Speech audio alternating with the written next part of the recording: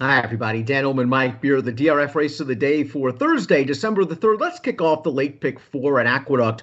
Race number 6 at a mile and an eighth on the inner turf. We'll throw up the field. Nice maiden special weight, Mike.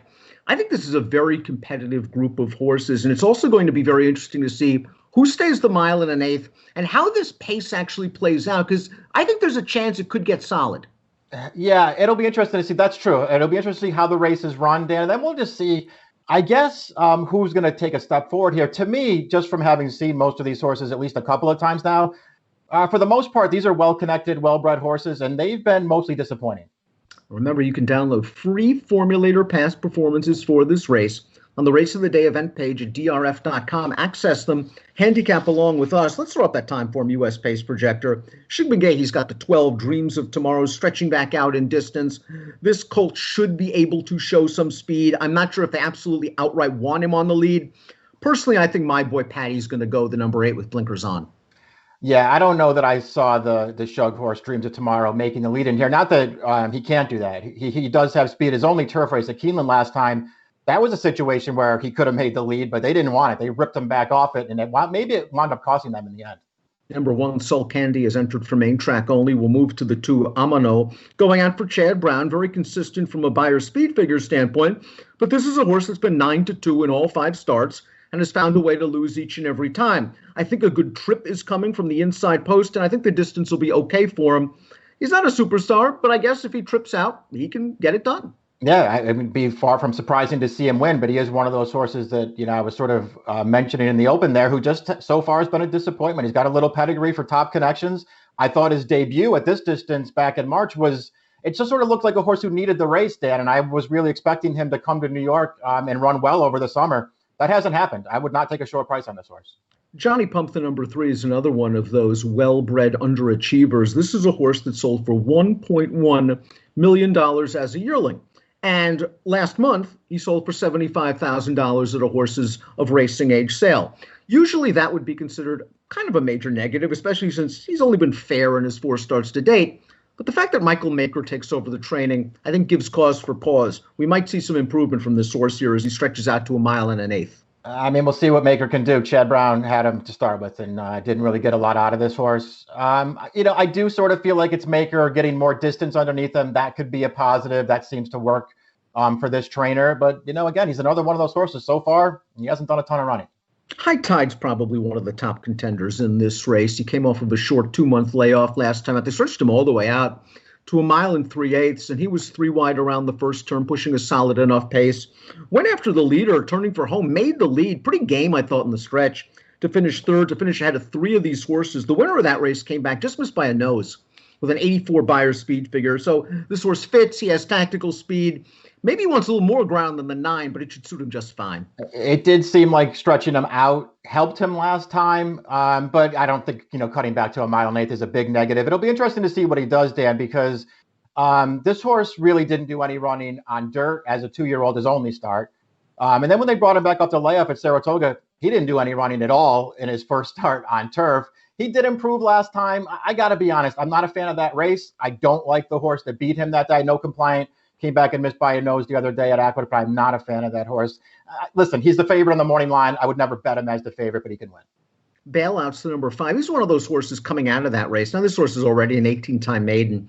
And that pace, as I mentioned, was solid. He might have benefited from it. He came with a run to finish third. Listen, 80 buyer speed figure.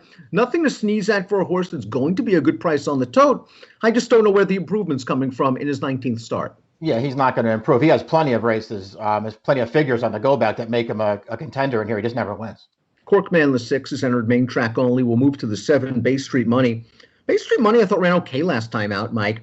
There wasn't a ton of pace. This horse got wired by the favorite that day, and he finished a solid second. The 5th horse came back to earn an 80 buyer on the dirt. Second star off the claim for a very shrewd barn. Yeah, another one of those horses, Dan. He's very well connected. He has a lot of pedigree, and so far he just hasn't, for whatever reason, put it all together. I liked his first 2 starts. I thought those 2 races sort of pointed him out as a horse of some talent, and maybe he would get better. And once again, it hasn't happened. They ran him for a tag 2 starts back, and Rob Atras took him. He ran fine last time, but I don't even think a repeat of that effort is going to beat this field.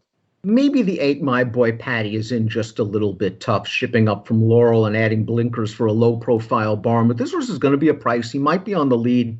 I bet him last time out, and he just got cooked up in a very, very hot pace. He put the other pace setter away. He was run down late by a horse that's shown a little bit of ability. I believe that's a McGahee horse, Reliability. He obviously has to improve, but I wonder if maybe he can hold on for at least a minor award at a big number. That wouldn't shock me, Dan. I had a tough time wanting to take him in here. These connections had him entered in a maiden 40 here in New York last week, and I thought he looked really good in that spot. And for whatever reason, they scratched him, and now he turns up in this tougher race. Royale goes out for Christophe Clement, and listen, the way the Clement barn's going right now, you got to respect anything they throw out on the track. This horse ran okay in his debut, solid figured, but it was a 40 for a $40,000 maiden claimer.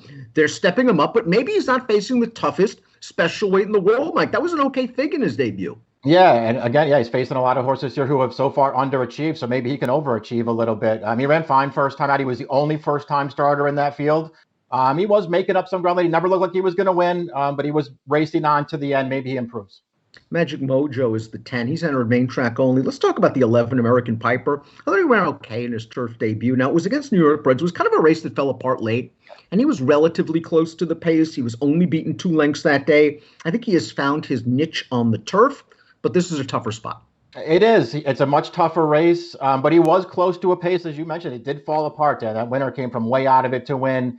We'll see if this horse can keep improving now that he's on turf. I remember when he showed up at Saratoga for his debut, he showed up with a bunch of really fast works, and I think it was very highly regarded that they took some money, didn't really run that well. Maybe he's been a turf horse all along.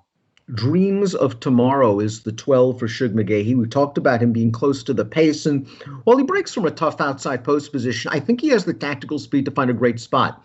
Personally, I think My Boy Patty will make the lead. My Boy Patty is probably going to be a huge price in here, and I'm sure Jose Ortiz would love to be just perched off that horse, ready to get first run on the closers. Yeah, that would be a good trip for this horse if he can get it. He's actually pretty good on dirt, Dan. He's mostly disappointed on that surface, but I can make some excuses for those races. But I really just wanted to give him another chance back on turf because he faced a good field the only time he was on the grass at Keeneland, and I just didn't care for the ride he got that day. I'm not sure why they grabbed him. Because he looked like he could have made the lead there, but they grabbed him and they took him right back off it, and he wound up wide around the second turn. I thought all in all he ran okay that day. You mentioned that field he was facing at Keeneland. Boy, Telephone Talker came back to win with an 88 buyer, and then second on the dirt with an 83. The runner-up came back and graduated very easily with an 86 buyer, I believe, for Todd Fletcher. Let's take a look at our top picks. Race number 6 at Aqueduct kicks off the 50-cent late pick 4 on Thursday. I know you're not a fan of High Tide. The way you kind of faded him makes me nervous. I don't know. I think a good trip is coming. The debut, you're right, didn't run very well. The fact that it preceded a year-and-a-half layoff, maybe something went wrong in that race. And the race off the year-and-a-half layoff, I'm going to give him the excuse. He didn't run in a year-and-a-half.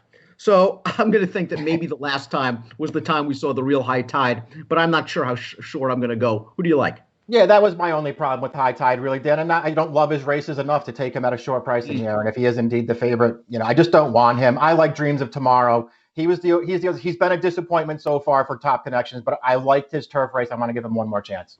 I want to see him just settle right off the pace. He was a little bit rank at Keeneland, but again, they took a strong hold of him. Let him go. Let him find a spot in the early portion of this race. He's got some upside. Fun race. Maidens kicking off the 50-cent late pick 4 at Aqueduct on Thursday. Race 6, approximate post. 2:45 Eastern. Best of luck.